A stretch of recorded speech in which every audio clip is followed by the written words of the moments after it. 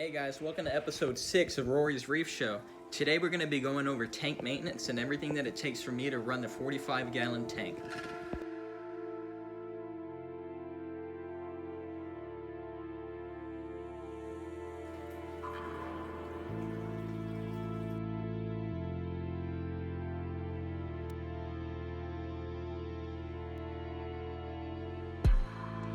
So tank maintenance for me, guys, is pretty simple. I have a 45-gallon tank, so I'm just going to be doing 10-gallon water changes once a week. I'm also going to be switching out the filter floss while I'm at it. And every other month, I'm going to put a new bag of Chemi Pure Blue and remove one while I do that. You can never replace all at the same time. You put one and you replace one as you throw away one. So that's how that works. Do also keep in mind, guys, that I mainly run soft coral and anemones in my tank, so I can get away with probably a little less maintenance than somebody that was keeping a harder coral or maybe like an acro or something like that, you know, a lot more demanding coral. So I can get away with a little bit less because I have less demanding corals. Alright guys, first thing to get, if you don't have one already, this is not completely necessary for you to get, but if you can afford one, get it on Black Friday, get it on Cyber Monday. Whenever there's a deal, all your major holidays, all your aquarium sites are pretty much going to have deals on these RODI systems right here. This one right here, I got it off of Amazon. I think I paid about $125. It's got about 1, 2, 3, 4, 5 stages. And it's a great little system, but it's only 50 gallons per day. Since I kind of run 45-gallon tank or under, it's perfect for me. If you have a bigger tank, I would definitely recommend upgrading a little bit. You're going to want to have yourself a little 5-gallon container that you can collect your water in. Come on over here, Ben. Alright, wet science? No, I'm just kidding. Alright, so these RODI systems, they look intimidating if you're a freshwater guy and you never researched them, but it's pretty easy. This is where you connect it to the hose right here. Sometimes it does not come with this connection. Sometimes you have to go to Home Depot and get it.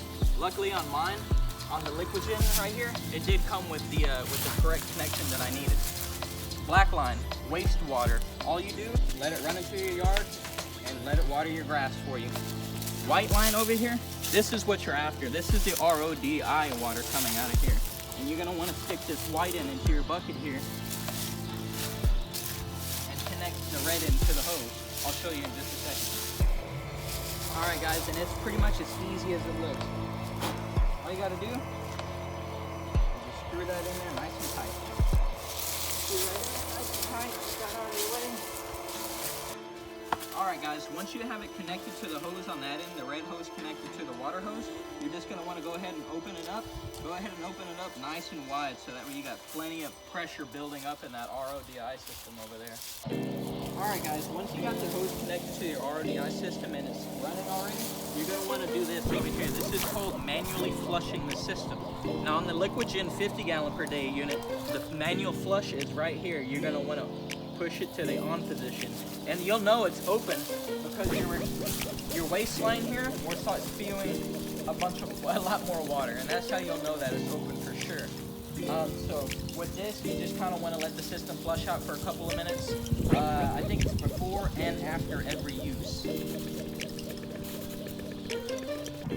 Alright guys, so it's probably been about 2 or 3 minutes now that the system has been flushing itself out. So what you're going to want to do, so that way you can start producing the RODI water, is you're going to want to close the flush back here. You see it right there? You're going to want to put that to the closed position. You'll notice you did it right because this flow will drastically decrease. And then you just take this white line, see how it's just barely dripping? That's a correct flow rate right there. That's fine.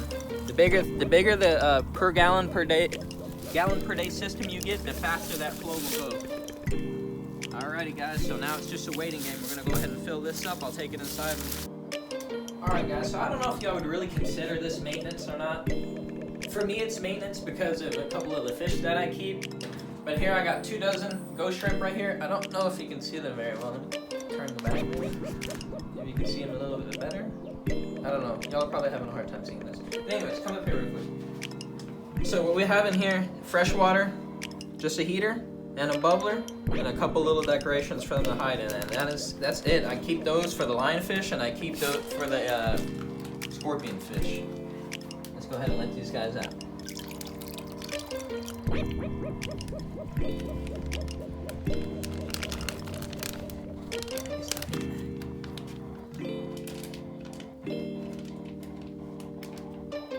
Just plug the bubbler in. I unplugged it so y'all could see it real quick. There we go. That's all there is to it, to keeping those guys, and feed them a little bit of veggie flakes and they're good to go. Alright guys, so right here we just got a little bit of RODI water. I manually top off. I used to have an ATO. It broke on me and I just haven't replaced it yet. I don't mind manually topping off. Doesn't really bother me too much since I have the door right here where I can get easy access in and out real quick. Alright, what I then like to do after I produce my 5 gallons of RODI water, I like to move it into a 5-gallon bucket because it's just easier to get equipment in and out of it. Try not to be a dummy like me and spill it all over the place like I just did right there. Alright guys, so I produced about 10 gallons of RODI water. I do about 10 gallons a week. So what we're going to do now is I'm going to show you exactly how I make my salt water. And this is not really for you reefer guys, this is more for the freshwater guys that are thinking about getting into reefing. Like this whole video is aimed towards them to tell them like, hey, it's not that hard. But anyways, check this out guys. I got the 10 gallons moved over into this Rubbermaid trash can here. So what I'm going to do is just drop in a power head right here. Alright guys, so we got that power head in. We're going to go ahead and turn that, plug that in. Go ahead and plug that in. Turn it all the way the hell up. I have it all the way on the max speed. You see how that water is moving nice and well now. So what we're going to go ahead and do is for 5 gallons, for 5 gallons, it's 2.5 cups of salt. So I'm producing 10 gallons here, so I'm going to do 5 full cups. Now remember, 5 gallons, 2.5 cups of salt, 10 gallons, 5 cups of salt. I don't know, but this may vary depending on the type of salt that you get. I don't think it varies that much, but do your research, make sure. I don't want to steer you wrong.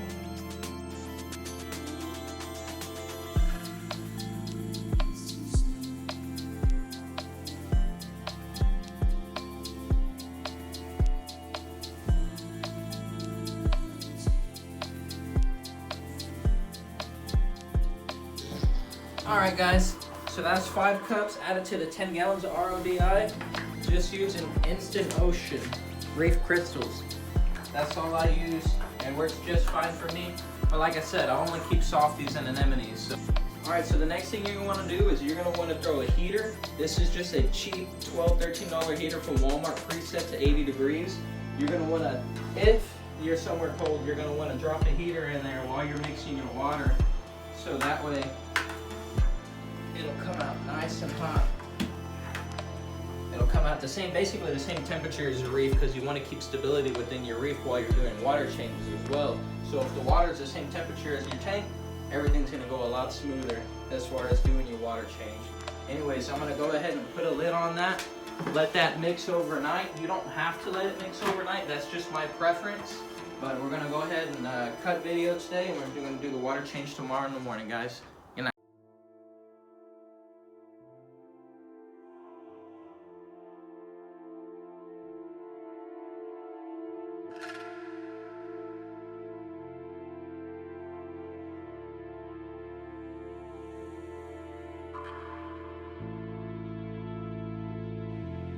Alright, now that the water change is done, you're going to want to change out the filter floss. And basically the filter floss's job is just to catch fine particles in the water, on eaten food, stuff like that. Here's what it looks like, big old sheets.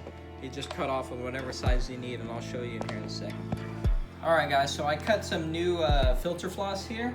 And basically I just want to show you what the new ones look like versus a week old ones. So I feed pretty heavy. Try to let that drip just for a second. Look at the difference between that. That's how much gunk that filter floss is pulling out per week in my tank. So it's really easy, really cheap. You just cut a little piece. If you have hang-on back filters, Just stuff it back there. If you have a canister filter, you can put it in there too. Aqua clear, it's anything, doesn't matter. Go ahead and replace this one on the other side too. But I replace these every week, every Sunday is when I replace my filter floss.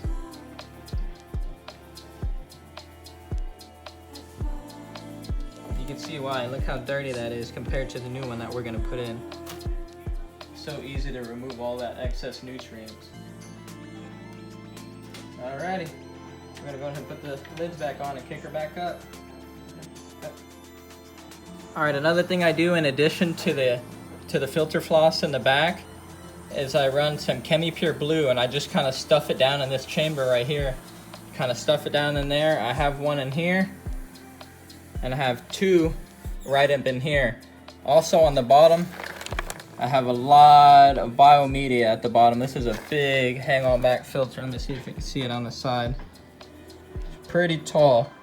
Hand for comparison, almost as tall as my hand. So that whole bottom portion is just stuffed with biomedia. That's good for your tank. The more you can put in, the better. But I just have 2 bags of Chemi Pure Blue here, 1 bag of Chemi Pure Blue over here, and I switch one out probably about every 2 months. I'll switch one out. They're about 15 bucks. Really easy. Just make sure you rinse them before you start running them in your filters. And also be careful, because running too much Chemi Pure Blue can strip your water down a little bit and kind of piss off your xenia and stuff like that.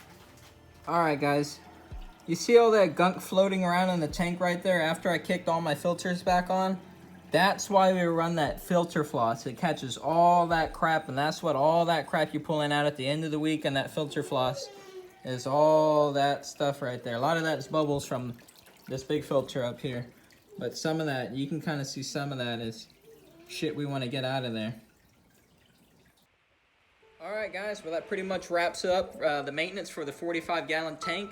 Weekly 10-gallon water changes, manual RODI water top off. I produce my own water. You don't have to make your own water. I just like it better. I have more control over my water versus the store's water when I replace my DI filter, stuff like that. But anyways guys, if you have any questions, just leave them down in the comments. I'll be happy to help you with anything that you're wondering. But this video is really aimed towards you freshwater guys. You know, if you want to get into reefing, it's really not that hard. You may be doing the same amount of maintenance on your freshwater tank that you would on a saltwater tank. So I just wanted to show you how easy it is to run even a sizable 45-gallon tank. I mean, look at that. That thing's pretty big. Anyways guys, that's it for episode 6 of Rory's Reef Show. Thanks guys. This is the part that bores me.